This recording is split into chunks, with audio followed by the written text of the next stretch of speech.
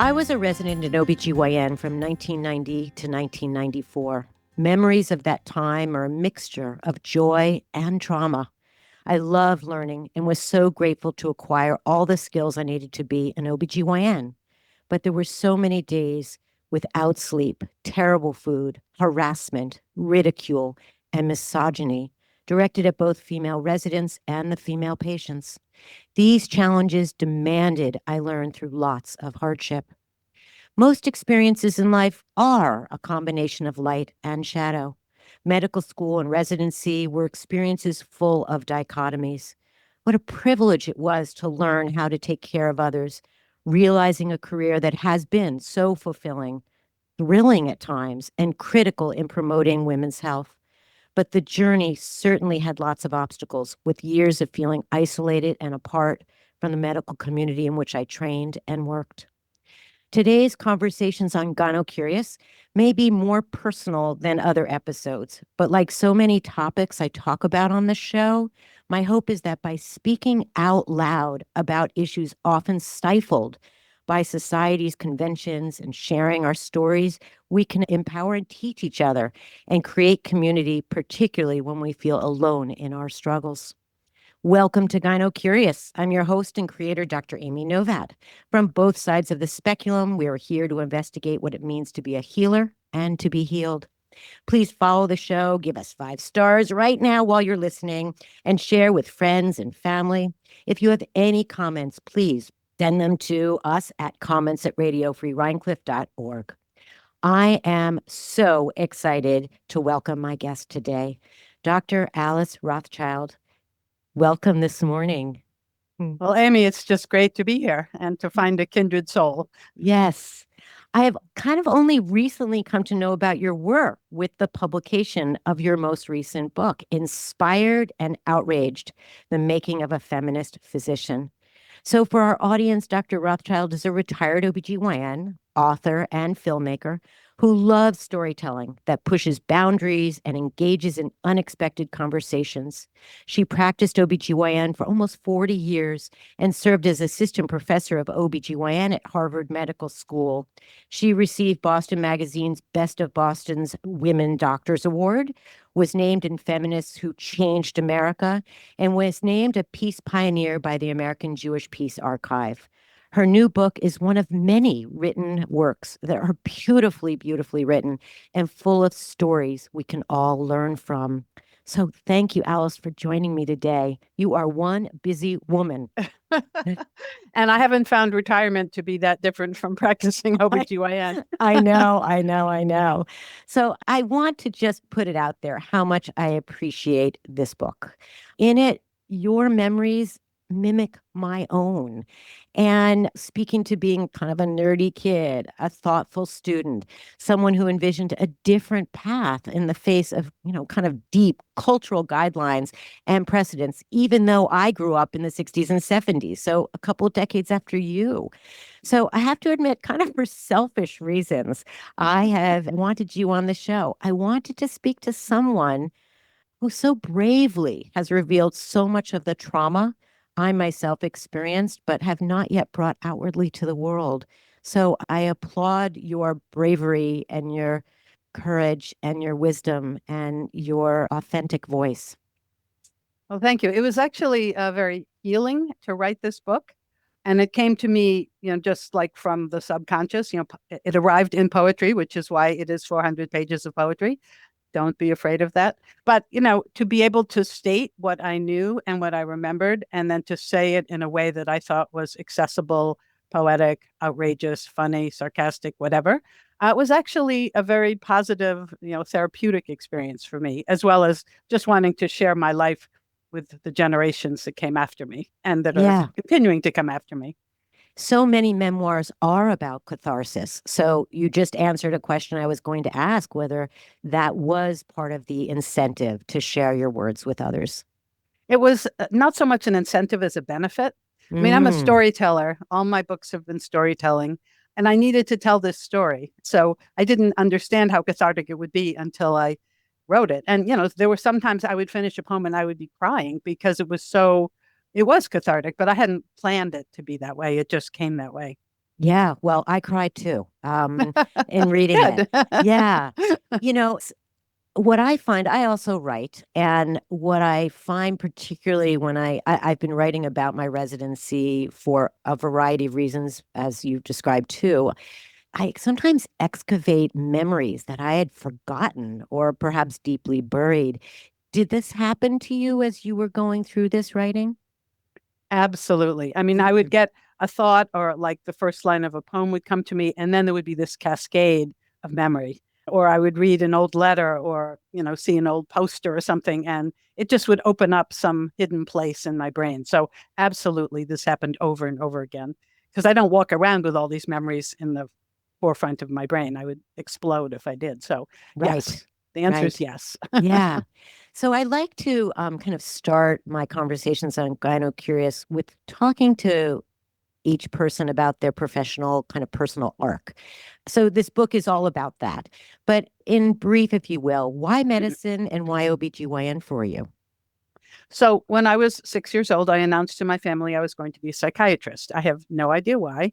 I think everybody thought it was cute and I liked the big word. I was a nerdy kid too.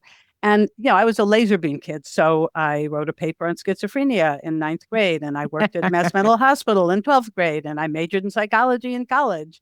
And then I arrived in medical school. And fortunately or unfortunately for me, the medical school I was in, which was Boston University, had a very, very Freudian department. And so there were psychiatrists. There was one guy who pointed out the few women because I was there before the wave of women and said, "You are all here because of your unresolved penis envy." And I was like, "What?" It just threw me. And it was at a time when I was doing consciousness raising and I was discovering feminism. And, it just clashed. And I very quickly realized that I couldn't do that. I couldn't be a psychiatrist, even though now I know there are all kinds of psychiatrists. But that particular brand of psychiatry clashed with where I was. So I had like a midlife crisis in medical school. And what I realized is that my peers, were, falling in love with an organ like the kidney, or falling in love with a mentor who was a fabulous cardiothoracic surgeon, or falling in love with research about, the pancreas. And that wasn't happening for me. And what was happening for me was that I was becoming more and more politically conscious, more aware of how women are oppressed in this society, and seeing my role as a doctor as one that could contribute to women's liberation. So the question was, where was my place in that? And then, I started doing more obstetrics and gynecology. And maybe lucky for me, the head of OB/GYN at the medical school was an incredibly sexist guy. I mean, he actually had a face that looked like a pig, which was so interesting. And the first lecture in OB/GYN he gave was called What is a Woman? And it would start out, a woman is a man's mistress, a man's mother, a man's competitor. And it just went downhill from there. And we were like, no, no, no, no. So there was the few women in the class and our male allies had a protest with, signs. And we went to the dean and we complained. And, it was like, wait a minute, I can't be part of this, but I could blow it up, as a woman. And so that's kind of what happened. It became a calling to change the whole specialty. And obviously, I personally couldn't do that, but I could contribute to the change. And it was Yeah. in reaction to how I saw women treated, how we learned to do pelvic exams, which was on a prostitute, all sorts of really egregious things. Yeah. Yeah. I like to ask that question, one, because I'm curious, but two, it's so interesting to me what kind of crystallizes our pursuits. And sometimes it's kind of positive affirmations and mentors. And then it's sometimes exactly the opposite. It's about a reaction to an activism against the time or a person or a place that just demands, some of us, not everybody responds in this way, but demands that we do something to fight the tide, to fight Right, the ways that right, seem to be so prevalent. Yeah. right. And I looked around and I couldn't see anyone I wanted to be like. I couldn't see anyone I wanted to practice medicine like, except, you know, kind, generous people obviously were good doctors, but they weren't like my kind of doctor. So it was a real struggle to figure out how to do this. And so I and my sisters had to figure it out for ourselves. Yeah. So I'm going to back us up a little bit because this book is a memoir, and you start from early childhood. And so Before I was born, even. there you go. So I'd like to introduce you to our audience. I just happen to, I mean, there's just so much to share with the audience, but we can't read your whole book on Gyno Curious today. But everyone out there, please buy this book. It's just gorgeous. I'd like if you would please read Control Tower, 1950 to 1965. And that is what page? Page 83. I got it. Yes. Thank you. Okay. So every poem starts out with a title, the date that it's covering, and where it happened. Thank you. Control Tower, 1950 to 1965, Sharon, Massachusetts. Sharon is a small New England town where I grew up. Chapter 1. In 6th grade, after school, I made thumbprint butter cookies, little round mounds of yellowy dough, a teaspoon of apricot or raspberry jam, flopped into the depression, the leftover egg whites whipped up into the pointy meringue cookies, freckled with bits of chocolate, a sweet buttery fragrance anointing the kitchen. I planned to open a bakery someday in grown-up land. I was a busy, aspirational child, good, responsible, unusually mature, proud of that, a real mother pleaser, without a whole lot of friends. I think she liked it that way. I was hers. I grew up in a yet-to-be-discovered little town south of Boston, juiced by neighborly gossip and good cheer. Fleeing Brooklyn, my mother had read Thoreau's Walden Pond and yearned for an old New England village, with a lake, lush forests, frosty autumnal air imbued with transcendentalism and philosophy, an antidote to the coarseness and tumble of shtetl, Brooklyn, New York. Sharon boasted Lake Massapog, a bounty of trees, an Audubon Society, bells in the Unitarian and Congregational churches forged by Paul Revere, a town heroine, Deborah Sampson, disguised as a man, fought in the Revolutionary War, worked a farm with clucking chickens that still cluck just up the hill from our 1.5 wooded acres. On July 4th, paunchy vets from 2 world wars and Korea marched proudly down Main Street, behind screaming red fire engines, hand-waving town selectmen, the Knights of Columbus. My family, perched on wooden fences on the edge of our optometrist's lawn, waving our flags, slurping watermelon, sticking our tongues into sickly sweet pink wisps of cotton candy, like real Americans. It was a cozy, safe, small, white place. Thank you. As a woman, as a feminist, maybe because of who I am, I'm often thinking about the matriarchy and the teachings of the women before me.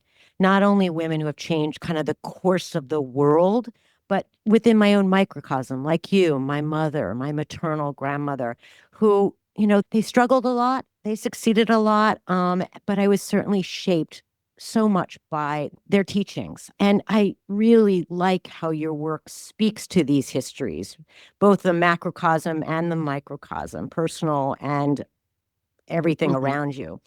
But what inspired you, or why did you feel it was so important to go back to that kind of pre-birth time?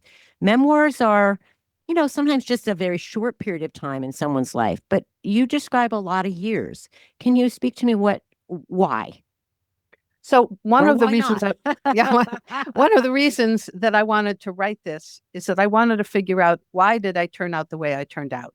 And so for me, it was natural to say, okay, my family were, my mother and father were first generation Jewish kids who grew up in Brooklyn. Their parents came over from Eastern Europe. So what was that like for particularly my maternal grandmother, who I knew best? What were her choices, which were fairly limited?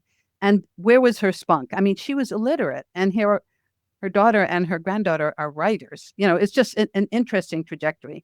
And my mother was caught in this wanting to get as far away from Brooklyn as possible syndrome, but also being very anxious about assimilation, about losing what was then called Jewish continuity. So her assimilation was very, forward, backward, forward, backward. So I got this whole host of mixed messages about that.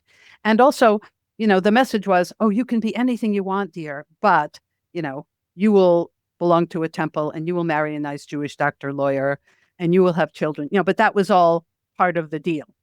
And so it was confusing to me. And a lot of the time, I grew up as my mother's best friend, and I didn't understand where the boundaries were until I smashed up against them. So, for instance, I was like a totally good girl, like in every way possible. And my first boyfriend was an African American guy. Now, he was at Harvard.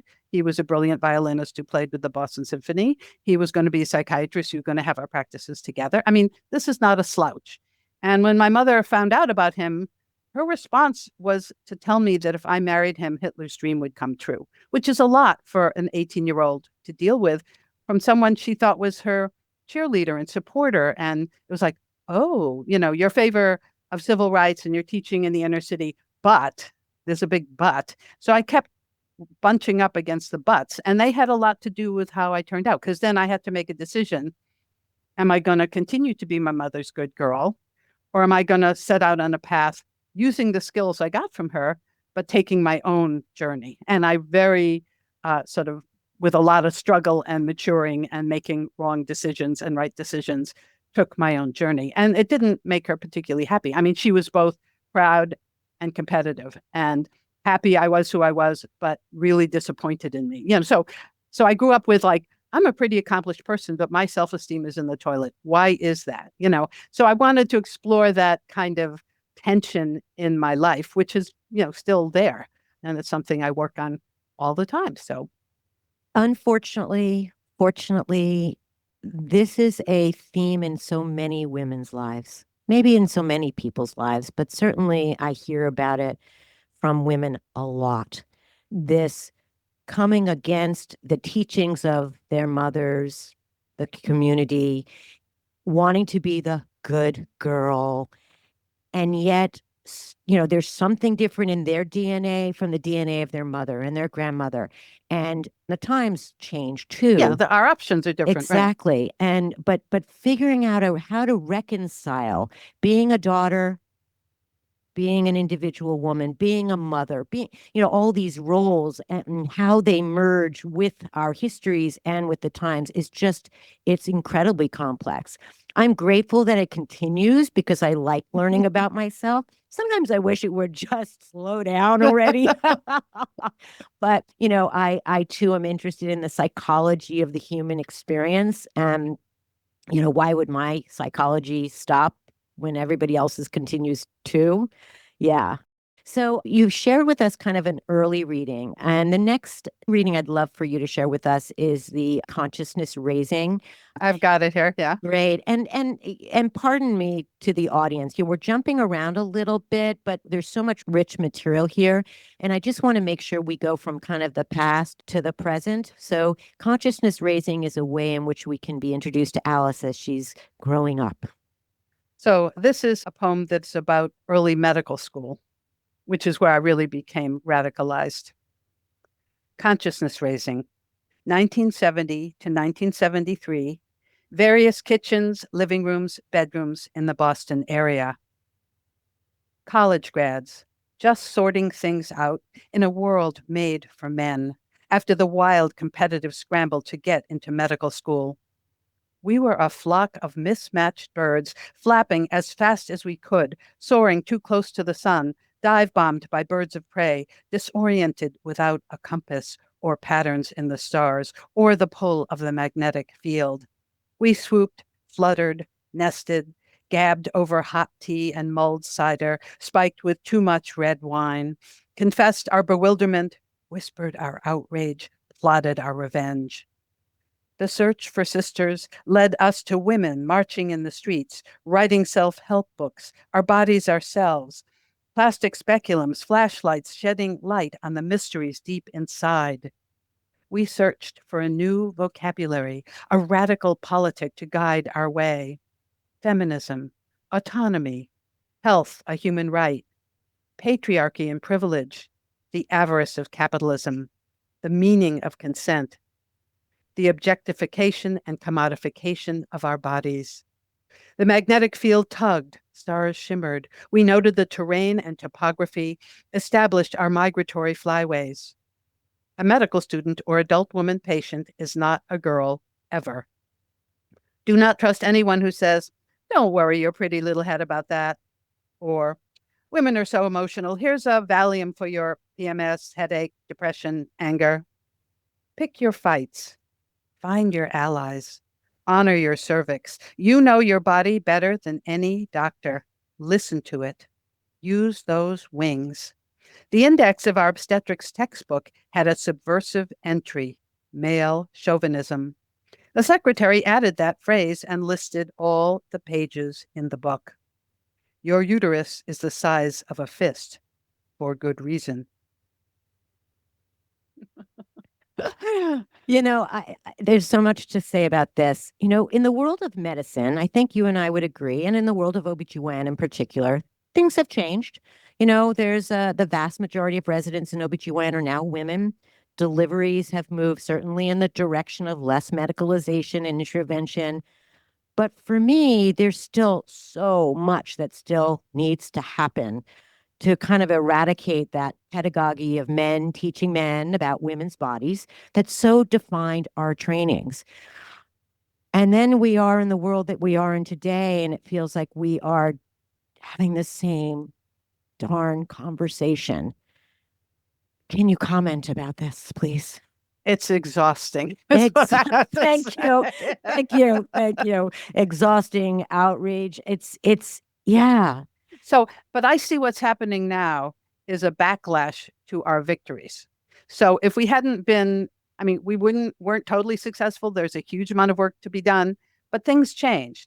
Just the fact that most new OBGYNs are women is like a total, reorientation of the universe. That's right. And I think this is very threatening to men, is very threatening to white men because they're more women of color. The whole LGBTQI scene is very threatening to straight men, and women having more power and more say and being in leadership positions threatens people. And so what we're seeing is the backlash. And the backlash is extremely, extremely intense. And that's a reflection of the power of our movement. And so what it tells me, and this is why this book is not only a memoir, it's a call to action. It is saying, people, if you don't pay attention, we're going to lose everything. So get out in the streets, be active, be involved. Don't close your eyes and go to sleep because you're going to wake up in a land where there are no reproductive choices. And that's like really dangerous. So this is part of why I did this. Yeah, no, your book so in an interesting way points out the zeitgeist of the moment, right? Do you think backlashes are just an inevitable part of our human experience? There's often conversation about political pendulums and learning from history and not learning from history. Do you think it's inevitable? I think it's part of the story, but I think the strength of the current backlash is partly related to our not keeping our eyes on the ball and our being complacent. For instance, thinking, the abortion issue is settled. It is so far from settled. So I think we failed in a very important way as feminists, as women who are interested in women having choices and reproductive health. And, reproductive health is part of medical health, which is part of human rights. I mean, we failed to be as aware and politically active as we needed to be. There's always going to be backlash. That's how it is. But the question is, how strong is it? How effective is it? And are we ready? Are we keeping our eyes on the ball? Are we making sure that our desires are moving forward? And that's where I think we didn't succeed as well as we should have. And also, I mean, if you look at, there's this whole backlash thing, but, a third of Americans didn't vote in the last election. It's not like a majority of Americans voted for what we're going to get.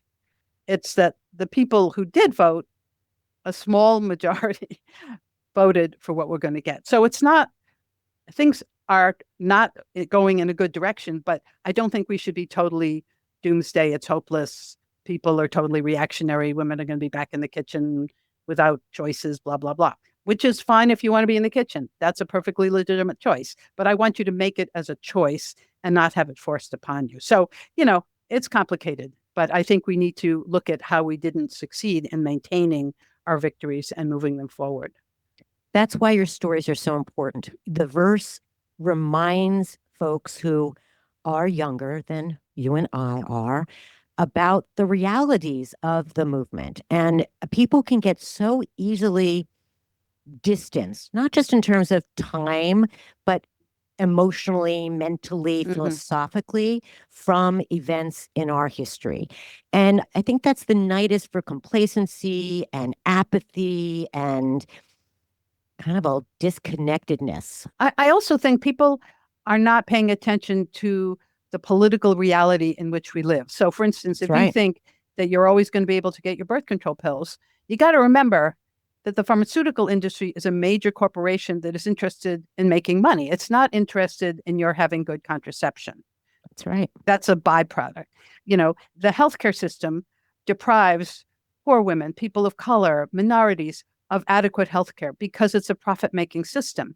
If we're not paying attention to that, or everybody's feeling like, well, I have this job and I get, quote, good health coverage, they're not paying attention to the system in which this is happening, and that when they get laid off, they don't have health insurance, and then they don't have contraception. It's like you have to really be aware that you live in a context, a political context, and understand that that political context is very corporate, is very profit-oriented, and that's not to our benefit necessarily. So that's another. Healthcare. Yeah, that's not healthcare. Healthcare is a kind of a business term. That's what it is these days, and it's certainly political. And if you look at maternal outcomes, the United States is at the bottom of the barrel, and here we are spending the most money of any country in the world and having the most medicalized birth experiences, and we don't have the best outcomes. So we need to pay attention to that. And I don't think, every woman who goes into the hospital to have a baby thinks about that and thinks about, does her hospital have a 20% C-section rate or a 40% C-section rate? And if it's 40, why is it 40? People don't ask those questions. And it's partly people aren't educated, people have busy lives, people are trying to survive. But we do live in this context, and it does come to bite us in the butt if we don't pay attention. Absolutely. And the other reason people don't ask these questions is fear. And fear mongering has become kind of a modus operandi in the world of capitalism, in the world of greed, and unfortunately in the world of medicine. And that everything's pathologized and everything is about what we're not doing or how we're hurting ourselves. And, this is the reason there's so much wrong with how we take care of or don't take care of ourselves and our communities. That's a whole. And also, the other thing is that our culture looks at women as inherently defective. I mean, if you look at advertising, there are innumerable products to help you with your inadequate hair. Either your boobs are too big or they're too small. I mean, I read that. Did you know your vagina smells all the time? Right. There was some, I can't remember if boobs are being made bigger or smaller these days. Smaller but there's now. Some. Is it smaller? Yeah, I can't keep track because one decade they're bigger and one decade they're smaller. But whatever it is, it means that yours are not right. And there is a surgeon waiting to fix you. And there is a product waiting for you to smell better. And there's a drug waiting to make your labor shorter. Or, it's like we are sold products to improve our inadequacy. And that attitude towards women is totally destructive. We are actually quite fine. And our bodies are made to do what we do, but we don't trust them because we're surrounded by messages that we're too weak, we're too emotional, PMS, menopause, you never know what these crazy women are going to do. And that's really destructive to women. And so we need to be on the alert for that, and also to be working to change that attitude. Yeah. And it's, some of this is subliminal and insidious, and some of it is so blatant, and yet we still seem to, I don't know, it's not overlook it, but there's almost this haze in front of the general populace's eye, and just say, oh, yeah, we know better. But yet we have all been impacted by it. And it's gotten worse with social media because there's like a direct messaging to your phone about how inadequate you are, or how so-and-so's having a much better party than you're having, or is much skinnier than you, or much whatever. It's really insidious, but it's also much worse now, I think. Particularly, I worry a lot for young women and for adolescents who have their self-esteem just, cut up and smashed up and boiled to death because of social media. And that's really not good for women. Absolutely. It's not good for our world because as long as there's sexism, there's racism. As long as there's racism, there's violence. As long as, we have violence, particularly against women and children, we are not going to heal. Yeah. Right. I was reading the piece Modern Delivery, and I want you to share that with us because, like you, it was one of my most vivid memories of my residency. This was the first night I was on call, and I was asked to assist an attending whose name behind the scenes was Napoleon. And he asked me to, help him with one of his private patients. And the moment that we got back to the labor and delivery room, or the delivery room in those days, and she was strapped in and she was screaming because she was in pain. And he started to scream at her, threw betadine at her pelvis, cut a huge right medial lateral episiotomy, even though she didn't need it, didn't give her enough Novocaine in the perineum to repair her. I mean, the whole thing was so violent. And I was, this was literally my first night on call. I knew nothing other than I was there to help women. I walked out traumatized, and I remember his walking away from me and said, "Dictate that." And my eyes did just what you did. My eyes went up. I started to tear up, which I was determined not to do Not to during my do, residency. right. And thankfully, one of my chief residents was a real mensch, a really nice guy. I turned to him and I said, all I know is what I saw is something I never, ever, ever want to do. And so we went step by step by step about what I saw. And, for medical, legal reasons, it was the wrong thing to ask me to do. But what I really had to figure out that night was, am I going to continue to be a good girl and just say everything was fine? Do I remain silent? Will this event impact the rest of my 4 years? It was very provocative. So what did I do? I Absolutely. remained silent. I dictated it like everything was hunky dory and went forward. But these kind of events happened over and over, Right. over again. And, when you're in enemy territory and you want to learn skills, you have to be very strategic. If you, on the first day of your residency, cause a big fuss, you will get thrown out of your residency. So That's right. it is really tough to be sort of undercover in a residency. This was a question for me all the time. But let me read the poem that you Yes, asked for. please. Yes, Okay. please. Modern Delivery, 1975, Beth Israel Hospital, Boston, Massachusetts. What I learned the first week of my residency on the night obstetrics rotation, 8 p.m. to 8 a.m., 6 nights a week. When a woman arrives in labor, get the IV started quickly. Translation: labor is a dangerous, life-threatening, unpredictable process. She could bleed to death, seize, die, or otherwise be endangered. We need to be ready for everything and anything always. Order the enema. If she's not in active labor, wink at the nurse. A triple H. Translation: high, hot, and hell of a lot. That'll get her going. Order the poodle prep. A weird shave of the lower half of the pubic hair, leaving a tuft at the top. This was supposed to be an improvement over the old practice of a full shave. Translation: pubic hair. Ew, I'm suturing here. When the head is about to crown, but not too soon because you will tie up the delivery room, but not too late because the baby will arrive in the hall with everyone watching and yelling, rush to the delivery room. Get the woman to scoot over from her bed onto a hard, narrow delivery table, which still has leather straps hanging from the sides. Remember twilight sleep? While the lady is having contractions and an intense impulse to push, and the nurse is urging blow, blow, blow, arrange the woman flat on her back, legs dangling in stirrups, a bright surgical light aimed at the area of interest, everyone around her scrubbed, gowned, masked, as if for major heart surgery. Translation: the most important thing at this point is that the OB can see his sort of sterile surgical field and do whatever it is he plans to do. Scrub the lady's bottom with betadine and drape with sterile sheets. Translation: a woman's vagina and vulva are a dirty, hairy, dangerous place, especially for an obstetrician. Cut a generous episiotomy. Translation: a woman's vagina and pelvic floor are pressing on the vulnerable baby's head, not built quite right for the job. It's a miracle anyone survived birth before we came along and improved everything. It's a miracle. I love the way you use the word translation because, as you and I both know, the verbiage, the medicalese, which you also write about, Yeah. pertaining to women's health, is so full of misogyny and, Right. just hatred for women from early, Grecian Right. times. It's Right. really, Exactly. really Exactly. remarkable.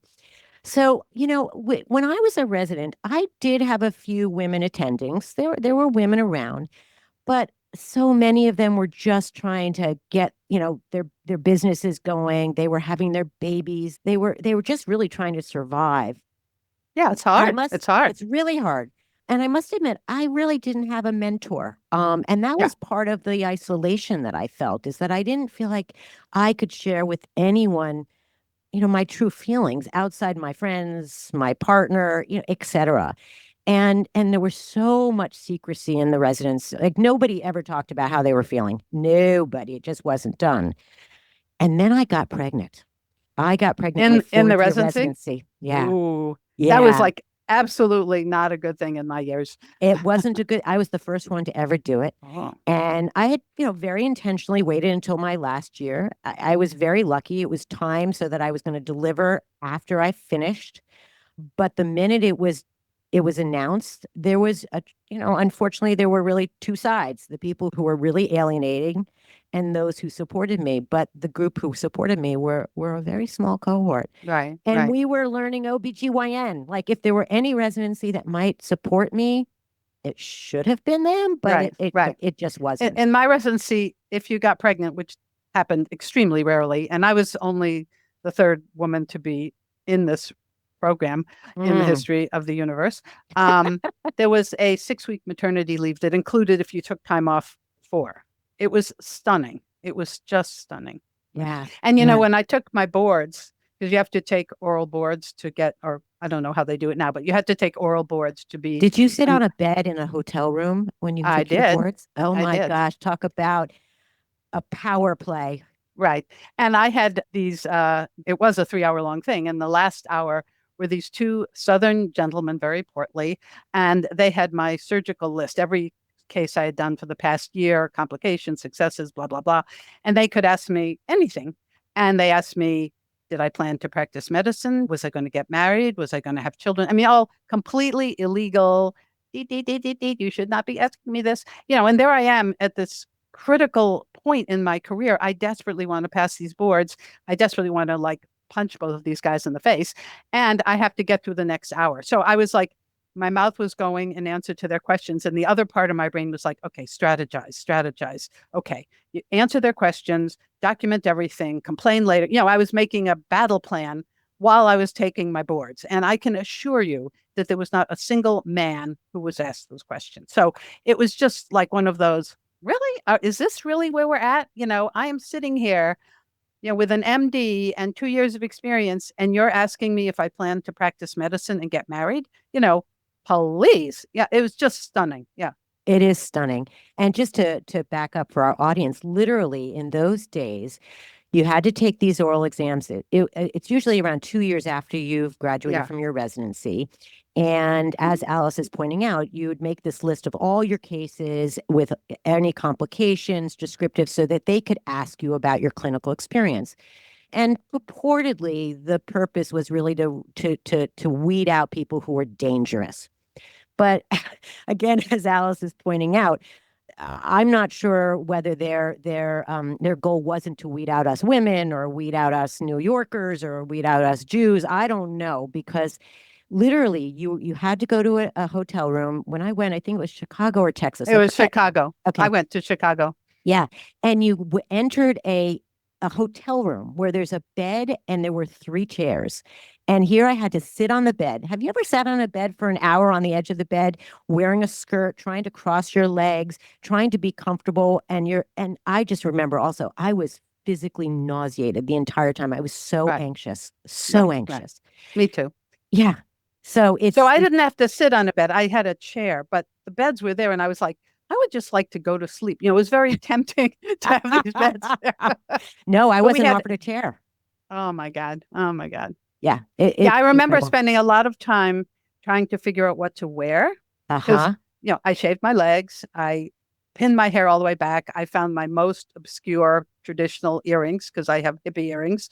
And I was like, okay, missionary meets librarian. That's the look I'm going for, and I thought it out. I talked with people. I Right. got a suit jacket. I mean, you know, I got pumps. I got little pearl studs. I was like in like Halloween costume so that they would think that I was not who I was, which is crazy, because who I was not going to pass the boards. And I Yeah. needed to present as smart, but not threatening, devoted to medicine, willing to give up her life for that. But, so it was really quite the dance. And it really symbolized the whole effort to become part of the fellows of OBGYN. Yeah, yeah, that's strategizing that was underneath every single day of our professional Mm-hmm, training. Yeah. mm-hmm, So, mm-hmm. Alice, what would you say or recommend to a vulva haver today who's feeling like an outsider in her family, her cultural milieu, in the world at large? We're not the only ones who have felt isolated. What would you say to a young person today? So, first of all, I would acknowledge how hard life is. Mm, Because I think validating where people are at is absolutely critical for having an open conversation. You don't hmm. want to talk at someone, you want to be talking with them as a fellow sister or a fellow ally. I found for me, the most important thing that I did was to find my community. So I found a community of women, some in medicine, the people who wrote Our Bodies Ourselves, which I worked on, people who were just in political movements fighting for justice on other causes. And I found that community and created my support system. And I think that that is the critical thing because you're really not alone. It's just you haven't found your sisters yet or your comrades yet. So that kind of search, I think, is absolutely important. And then I think it's important to not only stay in your own little bubble, but to find the media sources that are exploring the issues that you need to explore that are not, totally right wing mainstream media kind of sources. Because there is a whole world of media and culture and film and music and all those theater, all those kinds of things that are exploring these issues. And so finding your base and finding the environment in which you can feel whole is really critical. And then you need to figure out how do you nurture yourself. I mean, I was, chronically depressed in residency, as you can imagine. And one of the things that saved my life was starting to jog. I was sort Mm. of, I had gained the 30-pound night on call, eating Ritz crackers and, chocolate bars to stay awake. And starting to jog in my third year of residency was just like, it just centered me on my body. I took some control. I was doing regular exercise. I started to feel better. And it was not only because I was now getting to the second half of this thing, but also I was taking some charge over my own body. And that was really important. And then the other thing is to be very strategic. You can't fight every single battle every single day. You need to look at, say, okay, like for me, I need to know how to do a C-section. Now, I may not like the environment in the OR and the yelling and screaming. I mean, in med school, I actually scrubbed up with a surgeon who'd throw knives when he got angry, which was a lot. And I was thinking, I need to know how to do the technique he's doing, but I need to know that I will never, ever throw a knife or yell at a scrub nurse. It's completely unacceptable. So, that kind of thing is really, really important as well. Yeah, learning from the light and the shadow. That's what you're Mm-hmm. speaking to. Mm-hmm. And as I said earlier, none of us avoid these dichotomies in our life's experiences. So learning how to weave them, kind of eliminate what we don't need, and integrating our lessons again, sometimes through trauma and hardship, and hopefully moments of joy and laughter as well. Yeah. And I want to add to that list. I want to add reading that Mm-hmm. reading clearly has been a part of your life for a long time. And I'm sitting here, looking at Alice surrounded by books. And, I was one of those kids when we went on vacation, there was a suitcase just full of books for me. Yeah. And Yeah. I Yeah. wouldn't leave home without it. And reading to this day helps me know I'm not alone, Mm-hmm. invigorates me, inspires me. And, you don't always want to be talking to, what's the expression, preaching to the choir. You don't always want to be with people who only speak the same language you do. because you have to learn from others. But sometimes when you're feeling alone, when you're feeling less than, yes, community, It's all the less critical. is just so, so critical. Right.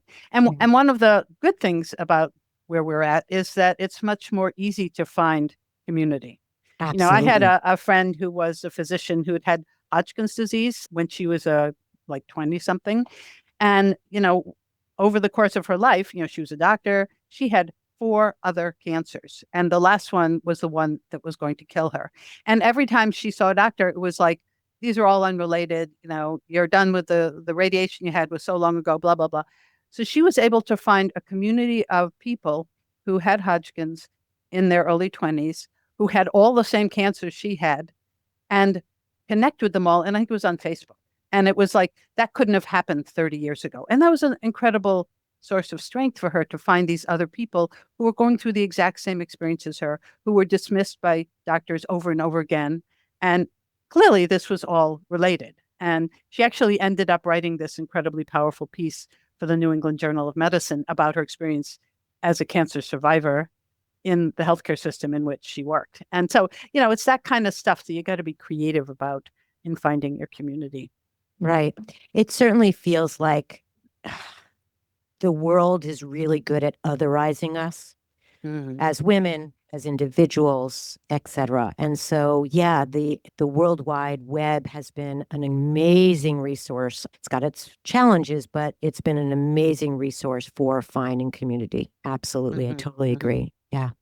So we're coming to an end, and I wondered, is there a reading that you want to leave us with?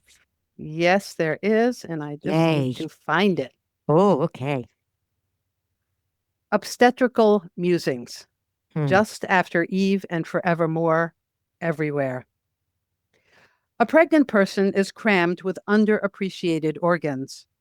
The placenta, with its thick, ropey blood vessels glistening in the dark, rooted to the walls of the womb like a great, life-giving beech tree.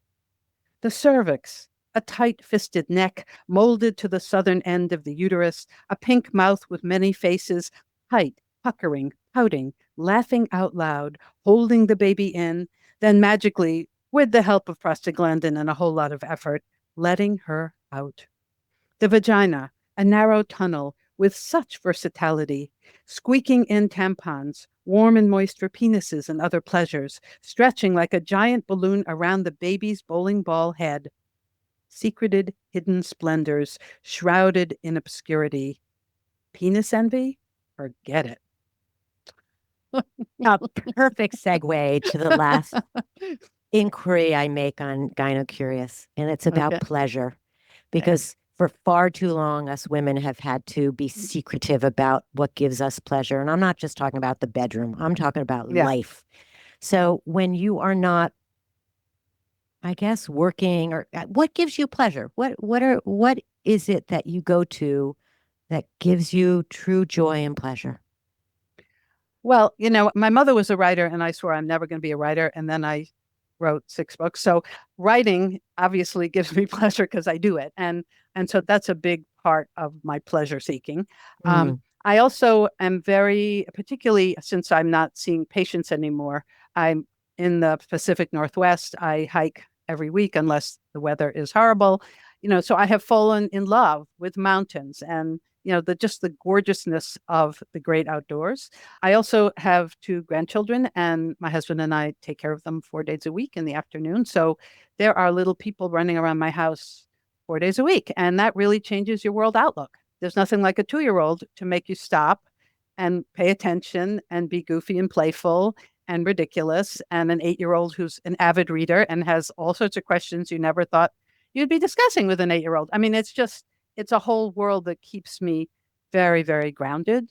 And what I did in my last decade was to make the choice to be closer to my kids than to my community, which were on opposite coasts. And it was a really challenging decision, but it was actually for me absolutely the right decision. And partly it's because, I have two daughters, and I really felt like I don't want to make the mistakes my mother made. I want to make my own mistakes. And so being able to have an adult relationship with them as women, and I'm very aware I'm their mother, I'm not their best friend, but we have an adult, respectful, nurturant relationship. That is incredibly pleasure making for me as well. So it's part of my working on how to be a woman, how to be a mother, a grandmother, how to be a professional person who has, I mean, I got retired involuntarily due to a back injury, so it's a long story. So how do you recreate a life when the life you were on takes a backward course, a sideways course? So I think that those are the things that really keep me happy. Hmm. Well, may you have many walks in the mountains and time with your grandchildren, Uh, and may your back remain sturdy and upright for you. Thank you, thank you, thank you for speaking with me today. well, it's been a pleasure. Thank you, Amy, so much. And thank you to my listeners. Thank you to Jen Hammoud and Maddie Rosenberg, the producers of the show. And until next week's episode of Gyno Curious, please stay well. Listen to your instincts and intuitions. They are the greatest of teachers, not to be ignored.